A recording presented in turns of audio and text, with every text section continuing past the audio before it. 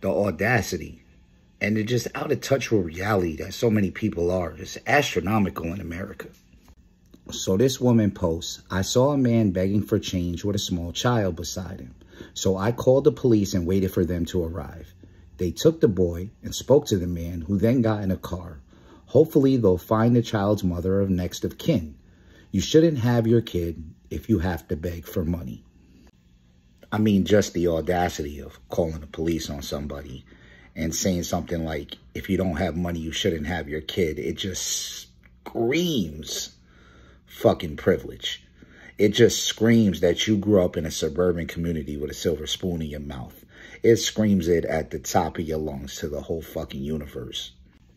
The fact that you thought in your mind that you were doing something good, the absolute ridiculousness of you thinking taking a child away from their parents and placing them into some type of other care is a good idea. First off, that child is with his father.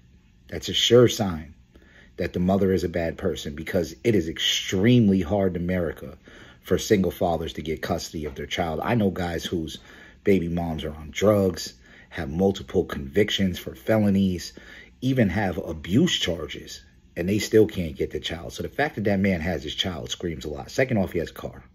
So he probably has a place to stay because he's got to make car payments. He's got to pay the insurance at the very least, etc. Now, the child abuse rates in America are relatively high in homes, period. It's about 8.1 victims per 1,000 children. That's much too high because no children should be abused.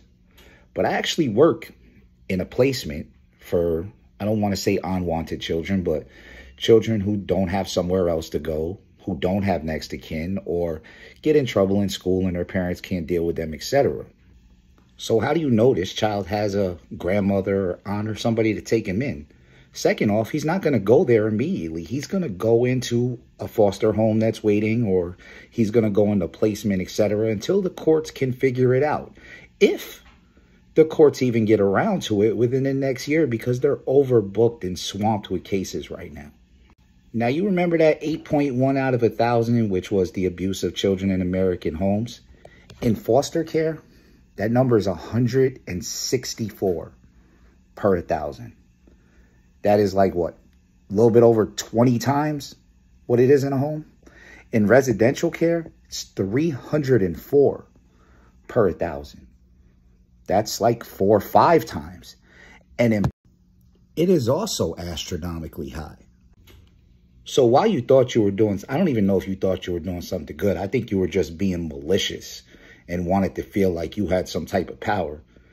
You put that kid in a situation where he has, at the very minimum, a 3 to 4 times higher chance of getting abused. See, you set that child up in a special circumstance case. They're going to have to investigate. And that can take years. At the very least, it's going to take months and months. And he's going to be in one of these places where he doesn't know anybody and has a high chance of abuse. Now, I work in a placement for children like this. And I'll tell you right now, they feel unwanted. They deal with depression. They deal with violence, anxiety. They go through all these feelings that they shouldn't have to go through as a child, but they do because somebody put them there, whether it was the court or their parents, and they feel like nobody wants them, something's wrong with them, etc. And it is not good for their mental health. You just put a child into that. What you should have did was try to help the father find a job. Ask what's going on. Tell him about DSS and these programs, etc., that could help him and his child. And then try to help him to get this job or go to these places, etc. What you shouldn't have did was call the cops and put that child in the situation. I hope that you have not the day, but the life that you deserve.